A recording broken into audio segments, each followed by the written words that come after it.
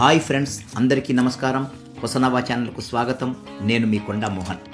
ఈరోజు ప్రపంచ నీటి దినోత్సవం సందర్భంగా ప్రపంచ దేశాలన్నీ నీటి కొరతను నివారించడానికి తీసుకోవాల్సిన చర్యలపై చర్చిస్తున్నవి. ఇంత నాగరిక ప్రపంచంలో సైతం నీటి కొరత, నీటి వృధా అన్న రెండు సమస్యలు మానవ సమాజాన్ని పట్టి పీడిస్తున్నవి. ఇప్పటికీ ప్రపంచంలోని ప్రతి ముగ్గురిలో ఒక్కరికి త్రాగడానికి నీరు దొరకడం లేదు. ఆ ఇద్దరిలో కూడా శుద్ధమైన త్రాగునీరు ఒక్కరికి మాత్రమే అందుబాటులో ఉంది. అంటే ప్రపంచ జనాభాలో దాదాపు సగం మంది శుద్ధమైన నీరు కానీ, త్రాగేందుకు ఎలాంటి నీరు కానీ లేక అల్లల్లాడుతున్నారు. ఇక శుద్ధి చేసిన నీటిని అందిస్తున్న ఎన్నో నగరాలలో దాదాపు పావు వంతు నీరు వృధా అవుతున్నదని లెక్కలు చెబుతున్నవి. అందుకే ఆ వృధాను ఆపడానికి ప్రభుత్వం ద్వారా ముమ్మర ప్రయత్నాలు జరుగుతున్నవి. అయినా ప్రతి ఒక్కరిలో నీటిని వృధా చేయకూడదన్న ఆలోచన వచ్చి నిబద్ధతతో జీవించినప్పుడే ప్రపంచంలోని ఈ వృధా నీటితో ఎంతోమంది దాహార్తి తీర్చవచ్చును.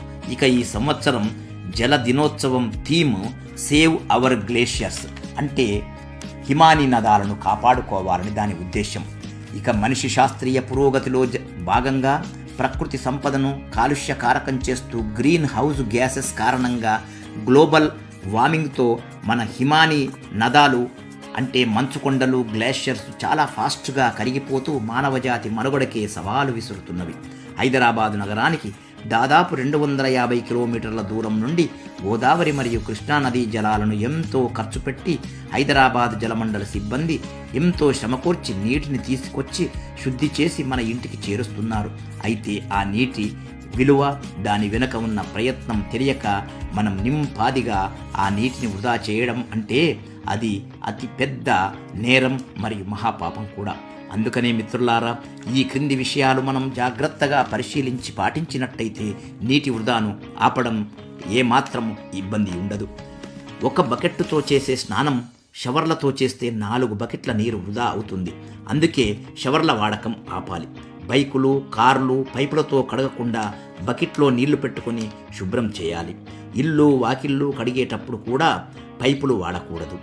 డిష్ వాషర్స్ మరియు వాషింగ్ మెషిన్స్ వాడకం ద్వారా 4 నీరు వృధా అవుతుంది. ఈ మెషిన్ల వాడకం కూడా ఆపాలి. ఇళ్లలో కానీ, రోడ్లపై కానీ లీకేజీలు ఉన్నచో వెంటనే వాటిని అరికట్టుదాం. ప్రతి ఒక్కరి ఇంటిలో నీటి వృధాను అరికట్టే ఏరేటెడ్ నల్లాలు బిగించాలి. ఇందుకై మామూలు నల్లాలకు ధర, నాణ్యతలో పెద్ద తేడా ఏమీ ఉండదు. ఇక అడుగంటిపోయిన భూగర్భ జలాలను పెంచుకోవడానికి ఇంకుడు గుంతలు ప్రతి ఇంటిలో త్రవ్వాలి. అంతేకాకుండా వాన నీటిని నిల్వ చేసుకొని ఇతర అవసరాలకు వాడాలి. ఇక ప్రతి ఒక్కరూ స్థలము, సమయము ఉన్నప్పుడల్లా విరివిగా మొక్కలు నాటాలి.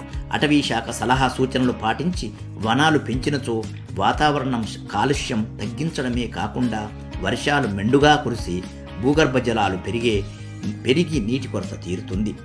ఇక భారత ప్రభుత్వం జలశక్తి అభియాన్ ద్వారా, మన రాష్ట్ర ప్రభుత్వం హైదరాబాదు జలమండలి ద్వారా ఎన్ని కార్యక్రమాలు చేపట్టినా, ఎన్ని చట్టాలు తెచ్చినా ఆచరించాల్సింది మనమే. మనం గనక పాటించినప్పుడే కనీసం మన హైదరాబాదు నగరమైన జలగండం నుండి బయటపడి సుభిక్షంగా ఉంటుందని ఆశిద్దాం. జై హింద్.